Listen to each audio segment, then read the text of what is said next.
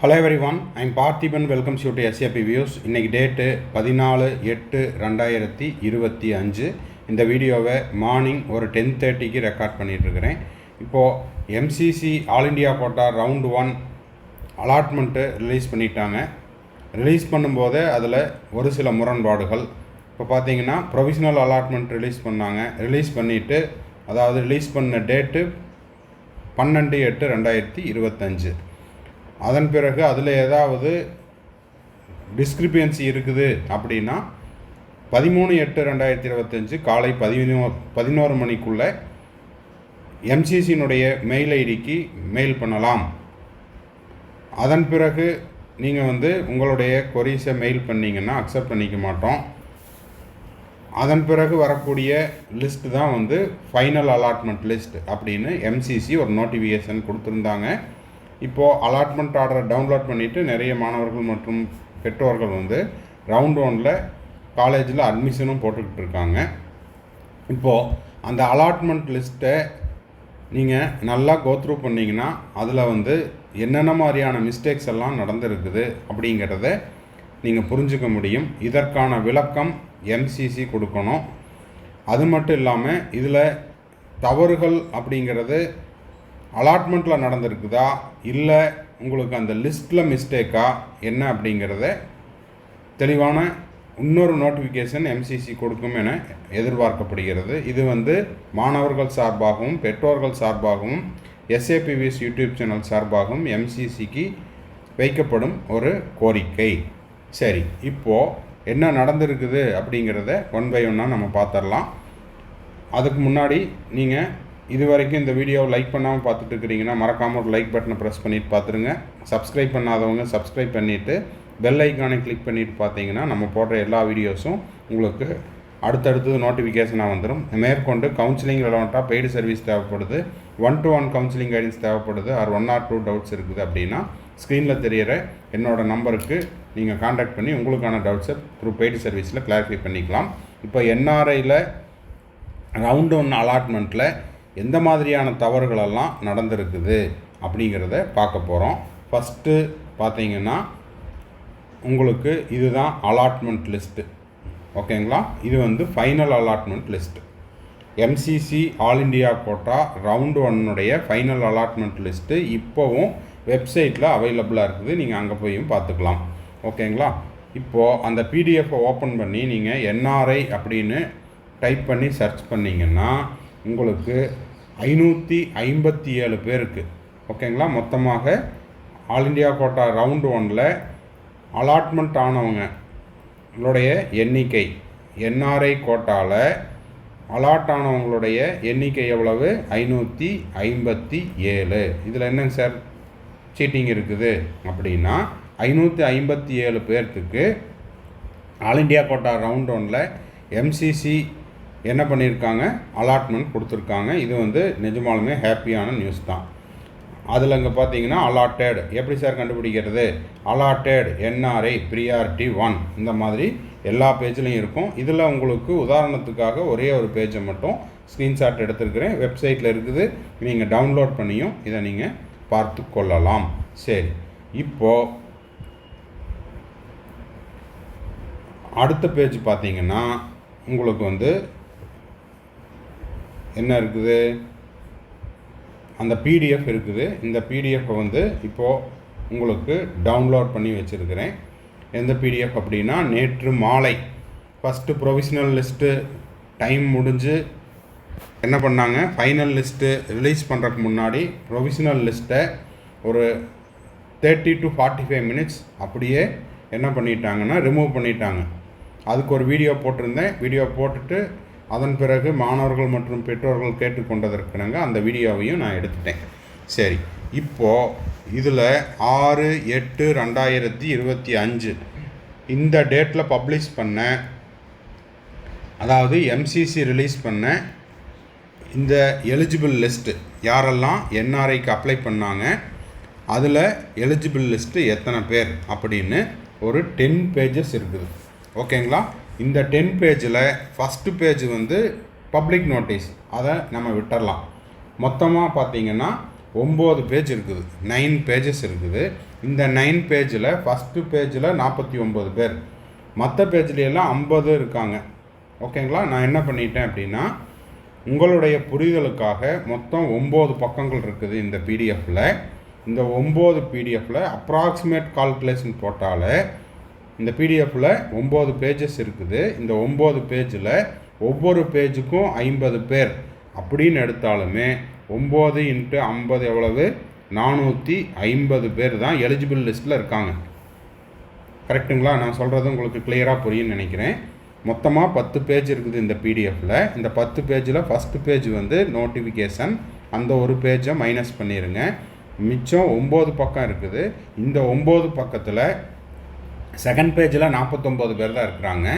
நான் வந்து அப்ராக்சிமேஷன் கால்குலேஷனும் வச்சுருக்கிறேன், அதுக்கப்புறம் அக்யூரேட் கால்குலேஷனும் வச்சுருக்கிறேன். அப்போது 9 × 50 450 பேர் என்ஆர்ஐ ரிலீஸ் பண்ண எலிஜிபிள் கேண்டிடேட். அப்போ எத்தனை பேர்த்துக்கு அலாட் பண்ணியிருக்கணும்? அப்ராக்சிமேட்டாக 450 பேர்த்துக்கு தான் அலாட்மெண்ட்டில் என்ஆர்ஐ கோட்டா அலாட் ஆகிருக்கணும், ஃபில்லப் ஆகிருக்கணும். கரெக்டுங்களா? பாயிண்ட் புரிஞ்சுருக்குன்னு நினைக்கிறேன். ஏன்னா ஃபஸ்ட்டே ஒரு ஸ்க்ரீன்ஷாட்டு உங்களுக்கு காமிச்சிட்டேன். அந்த ஸ்க்ரீன்ஷாட் என்ன அப்படின்னா அதுதான் இந்த ஸ்க்ரீன்ஷாட்டு. இந்த ஸ்க்ரீன்ஷாட்டில் உங்களுக்கு வந்து ஃபைனல் அலாட்மெண்ட், இந்த ஃபைனல் அலாட்மெண்ட்டில் மொத்தமாக எம்பிபிஎஸ் பிடிஎஸ் எல்லாம் சேர்ந்து 557 பேர்த்துக்கு 12/8/2025 எம்சிசி கண்டக்ட் பண்ண ரிலீஸ் பண்ண அந்த அலாட்மெண்ட்டில் 557 பேர்த்துக்கு அலாட்மெண்ட் கொடுத்துருக்காங்க. மொத்த என்ஆர்ஐனுடைய எண்ணிக்கை எவ்வளவு? தோராயமாக 450. எனக்கு தோராயமெல்லாம் வேண்டாங்க சார், அக்யூரேட்டாக வேணும் அப்படின்னா அதற்கும் என்னிடம் டேட்டா உள்ளது.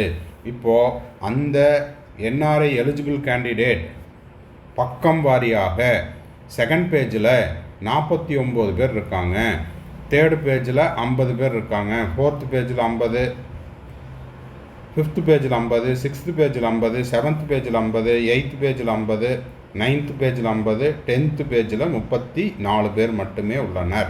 நான் அப்ராக்சிமேட்டாக 450 பேர் தான் சொன்னேன், அக்யூரேட்டாக 433 பேர் தான் இருக்கிறாங்க. ஓகேங்களா? அப்போது 433 பேர் தான் eligible candidate as per the MCC notification. அப்போ 433 பேர் எலிஜிபிள் அப்படின்னு சொல்லிட்டு எத்தனை பேருக்கு அலாட் பண்ணியிருக்காங்க? 557 பேர்த்துக்கு அலாட்மெண்ட் கொடுத்துருக்காங்க. இதில் அலாட்மெண்ட் கொடுத்த அனைவருக்கும் 557 பேர்த்துக்கு அலாட்மெண்ட் கொடுத்துருக்காங்கன்னா அனைவருக்கும் நம்ம எஸ்ஏபிவிஎஸ் யூடியூப் சேனல் சார்பாகவும் மாணவர்கள் மற்றும் பெற்றோர்கள் சார்பாகவும் வாழ்த்துக்களை தெரிவிக்கிறோம். நம்மளுக்கு அதுலையெல்லாம் எந்த விதமான வருத்தமும் கிடையாது. ஓகேங்களா? இப்போ எம்சிசி வந்து இதை வந்து ஒரு டைப்பிங் எரரோ இல்லை வேறு ஏதாவது லிஸ்ட்டை வந்து புதுசாக லாஸ்ட் மினிட்ல ஆட் பண்ணியிருக்காங்க, விடுபட்ட என்ஆர்ஐனுடைய பெயர்களை வந்து விட்டுருக்குறோம் அப்படின்னா அதுக்கு ஒரு ரிவைஸ்டு என்ஆர்ஐ லிஸ்ட் அப்படிங்கிறத ரிலீஸ் பண்ணியிருக்கணும். 6ஆம் தேதி ரிலீஸ் பண்ண என்ஆர்ஐ லிஸ்ட்டே பார்த்தீங்கன்னா ரிவைஸ்டு தான். அதற்கு முன்னதாக ஒரு என்ஆர்ஐ எலிஜிபிள் லிஸ்ட்டு கொடுத்துருந்தாங்க. அதில் நிறைய மாணவர்கள் பெயரும் பெற்றோர்கள் பெயரும் விடுபட்டிருந்தது. அதன் பிறகு எம்சிசிக்கு அந்த ரியலான என்ஆர்ஐ, அதாவது என்ஆர்ஐ அப்படின்னா அவங்க டைரக்ட் என்ஆர்ஐ தான், அதாவது எம்சிசி கொடுத்துருக்கிற ப்ரியாரிட்டி 1ல் வரக்கூடியவங்க, அவங்கெல்லாம் மெயில் போட்டு அதன் பிறகு என்ன பண்ணாங்க, திரும்பவும் 6ஆம் தேதி ரிலீஸ் பண்ண நோட்டிஃபிகேஷனில் 433 பேரை எலிஜிபிள் கேண்டிடேட் ஃபார் என்ஆர்ஐன்னு கொடுத்துட்டு இப்போது அலாட்மெண்ட் வந்து 557 பேர். அப்போ கிட்டத்தட்ட எத்தனை பேர் ஷார்ட்டேஜ் ஆகுது? 557 ஒரு 433, இதில் வந்து 124 பேர்த்துக்கு எக்ஸ்ட்ராவாக அலாட்மெண்ட் கொடுத்துருக்காங்க. அப்போ இதை எப்படி புரிஞ்சுக்கிறது? 124 எலிஜிபிள் கேண்டிடேட்டை லாஸ்ட் மினிட்ல ஆட் பண்ணிங்களா? ஓகேங்களா? அது ஒரு கேள்வி இருக்குது. ஆட் பண்ணால் சந்தோஷம். அந்த 124 பேர் ரிவைஸ்டு லிஸ்ட்டில் ஆட் ஆகிருக்குது அப்படின்னு ஒரு ரிவைஸ்டு லிஸ்ட்டு என்ஆர்ஐக்கு 12ஆம் தேதி உங்களுக்கு ப்ரொவிஷனல் லிஸ்ட்டு ரிலீஸ் பண்ணும்போதோ இல்லை 13ஆம் தேதி ஃபைனல் லிஸ்ட்டு ரிலீஸ் பண்ணும்போதோ இதை கொடுத்துருந்துருக்கலாம். இதை விட மிக மிக வருத்தமான இன்னொரு செய்தி என்ன அப்படின்னா, இந்த லிஸ்ட்டில் 6ஆம் தேதி ரிலீஸ் பண்ண இந்த 433 பேரில் நிறைய என்ஆர்ஐ பேரண்ட்டுக்கு ஓகேங்களா, அவங்க வந்து ப்ரியாரிட்டி 1ல் இருந்துமே அவங்கள வந்து என்ன பண்ணியிருக்காங்க, ப்ரியாரிட்டி 2வாக நோட்டிஃபிகேஷனில் மென்ஷன் பண்ணியிருக்காங்க. அதாவது அவங்களுடைய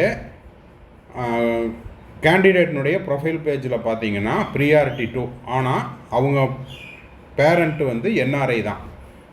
கரெக்டுங்களா? அதாவது பேரண்ட்டு என்ஆர்ஐ, ஆனால் ப்ரியாரிட்டி 2ன்னு அலாட் ஆகிருக்குது. ப்ரியாரிட்டி 2ல் அலாட் ஆகியான ஒரு சில ஸ்டூடெண்ட்ஸுனால் என்ஆர்ஐக்கான சாய்ஸ் ஃபில்லிங்கே பண்ண முடியல. ஓகேங்களா? இது எல்லாத்துக்குமே நம்மக்கிட்ட ப்ரூஃபும் இருக்குது. பேரண்ட்டும் எம்சிசிக்கு மெயிலும் போட்டுக்கிட்டு இருக்காங்க. நான் சொல்கிறது எல்லாமே உங்களுக்கு வித் ரெக்கார்டோடு தான் பேசிகிட்டு இருக்கிறேன். எப்படின்னா 433 பேர் தான் வந்து eligible list as per the MCC notification. Allotted வந்து 557, கிட்டத்தட்ட 124 ஷார்ட்டேஜ். 124க்கு அந்த ஷார்ட்டேஜில் கூடுதலாக அட்மிஷன் கொடுத்துருக்குறாங்க. அது மட்டும் இல்லாமல் இதில் இருக்கிற 433 பேர்த்துலேயே நிறைய ஸ்டூடெண்ட்ஸ் அண்ட் பேரண்ட்ஸ் நிறைய அப்படிங்கிறத வந்து நான் ஒரு 2 டிஜிட் நம்பராக சொல்கிறேன். ஓகேங்களா? தேவைப்பட்டது அப்படின்னா அந்த பெற்றோர்களை நான் டைரெக்டாக உங்களுக்கு நம்ம சேனலில் அவங்களையே வந்து ஒரு வீடியோவாக அவங்க எங்கே இருக்காங்களோ அங்கேருந்து அவங்கள வந்து ஜூம் மீட்டிங்லேயோ இல்லை வீடியோ கால்லையோ பேச வைக்கிறதுக்கும் நான் தயார். ஓகேங்களா? சரி, இப்போது இந்த 433 பேர்லேயே உங்களுக்கு கிட்டத்தட்ட ஒரு 2 டிஜிட் நம்பரில் இருக்கிற ஸ்டூடெண்ட்ஸுனால் ஆல் இண்டியா கோட்டா ரவுண்டு 1ல் சாய்ஸ் ஃபில் பண்ண முடியல. எப்படி சாய்ஸ் ஃபில் பண்ண முடியலைன்னா ஓப்பனில் சாய்ஸ் ஃபில் பண்ண முடியுது, ஆனால் அவங்களுடைய அந்த என்ஆர்ஐ கோட்டானால் அதை கிளைம் பண்ணுறதுக்கு அவங்களுக்கு சாய்ஸஸ் காமிக்கல. என்ஆர்ஐ கோட்டாவில் அவங்க சாய்ஸஸ் கொடுக்க முடியல. இதுக்கு அவங்க மெயிலும் போட்டிருக்காங்க, மெயிலுக்கான ரிப்ளையும் வரல. அதே போல் என்ஆர்ஐ லிஸ்ட்டில் அவங்க பேர் இருக்குது. அலாட்மெண்ட் வந்து அதை விட குறைவான மதிப்பெண் எடுத்த அந்த கேண்டிடேட்டை விட குறைவான மதிப்பெண் எடுத்த ப்ரியாரிட்டி 2ல் இருக்கிற மாணவர்களுக்கெல்லாம் சீட்டு கிடச்சிருக்குது. ஓகேங்களா? ஆனால் கரெக்டான டாக்குமெண்ட் வச்சுருக்கிற என்ஆர்ஐ பேரண்ட்டுக்கு சீட்டும் கிடைக்கல. சீட்டு சாய்ஸஸ் வந்து அவங்களுக்கு ஓப்பனில் காமிக்குது, என்ஆர்ஐயில் வந்து அவங்க சாய்ஸ் ஃபில் பண்ண முடியல. ஸோ இதற்கெல்லாம் எம்சிசி தரப்பிலிருந்து சரியான விளக்கம் வருமா அப்படின்னு மாணவர்கள் மற்றும் பெற்றோர்கள் வருத்தத்துடன் காத்து கொண்டு இருக்கிறார்கள். MCC all India quota round 1ல் என்ன மாதிரியான தவறுகள் நடந்தது அப்படிங்கிற விளக்கத்துக்காக நம்மளும் அடுத்த ஒரு நோட்டிஃபிகேஷன் வருமா என எதிர்பார்த்து கொண்டு இருக்கிறோம். இந்த வீடியோ உங்களுக்கு யூஸ்ஃபுல்லாக இருந்துச்சு அப்படின்னா மறக்காமல் லைக் பண்ணுங்கள், சப்ஸ்கிரைப் பண்ணுங்கள், ஷேர் பண்ணுங்கள். தேங்க்ஸ் ஃபார் வாட்சிங். Bye, see you, have a nice day. மறுபடியும் அடுத்த வீடியோவில் அடுத்த ஒரு அப்டேட்டோட மீட் பண்ணுறேன்.